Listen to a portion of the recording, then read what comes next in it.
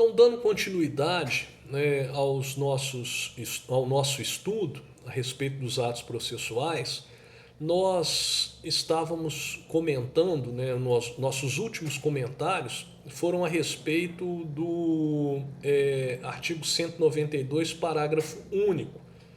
Eu falava exatamente do descumprimento pela parte dessa regra. Então eu disse para vocês, naquela situação, naquele momento, que a não observância da regra não levaria de imediato ao desentranhamento do documento, assim penso eu. Né? O juiz, diante de um documento que foi juntado no processo em língua estrangeira, o que ele deve fazer? Ele não deve de imediato determinar o desentranhamento do documento. Ele deve sim ordenar a parte que produziu o documento que providencie, né, a juntada aos autos de uma tradução daquele documento para a língua portuguesa, né, feita por um tradutor juramentado. Então, esse deve ser o comportamento do juiz diante dessa situação. Então, a parte, por exemplo, com a contestação, juntou um contrato redigido na língua inglesa.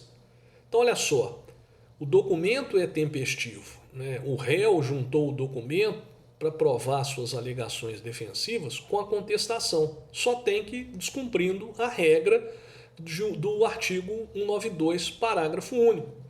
Então, o juiz não deve determinar o desentranhamento desse documento com grande prejuízo para a defesa do réu. Simplesmente ele deve ordenar que se cumpra o artigo, ou seja, que o réu, né, o mais rápido possível, né, dentro de um prazo razoável, junte a tradução daquele contrato originariamente redigido numa língua estrangeira para a língua portuguesa. Então é isso que diz, né, o bom senso. Outra questão que nós também devemos, né, comentar com os senhores diz respeito ao documento redigido na língua espanhola. Então esse é um tema que eu sempre abordo, né?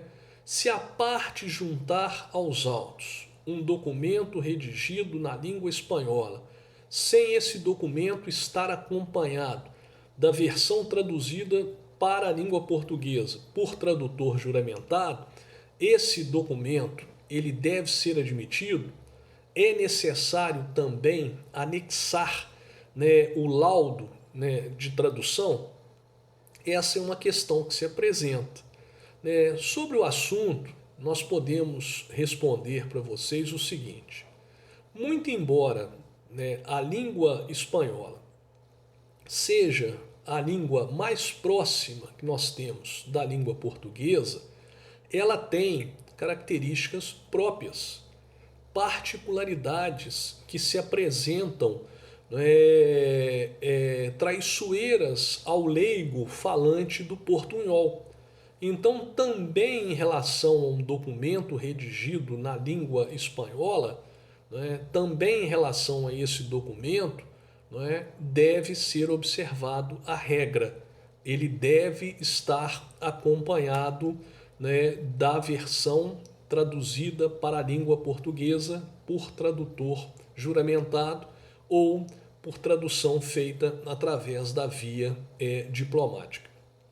Eu esqueci de comentar com vocês, e isso é importante, que o artigo 192 ele será aplicado, eu estou falando do caput, no parágrafo único ele trata da questão do documento. Voltei ao caput. O 192, que exige o emprego da língua portuguesa nos atos e termos do processo, será observado mesmo que o juiz tenha domínio do idioma estrangeiro utilizado pela parte. Então vou exemplificar. Então, por exemplo, o juiz que hoje é o titular da primeira vara civil foi meu professor de língua inglesa. Então, eu fiz toda a formação, todo o curso de inglês, né, tendo aulas com esse professor que hoje é o juiz da primeira vara civil. Então eu sei que ele tem domínio do idioma. E aí, ao invés de apresentar uma petição para ele na língua portuguesa, eu resolvo redigir essa petição na língua inglesa. Então, mesmo que ele tenha domínio do idioma que foi utilizado por mim, né, não vai ser admitida essa possibilidade, em razão do estabelecido no artigo 192. Finalizando, né, nós vamos comentar a respeito do 193. Daqui a pouco eu volto.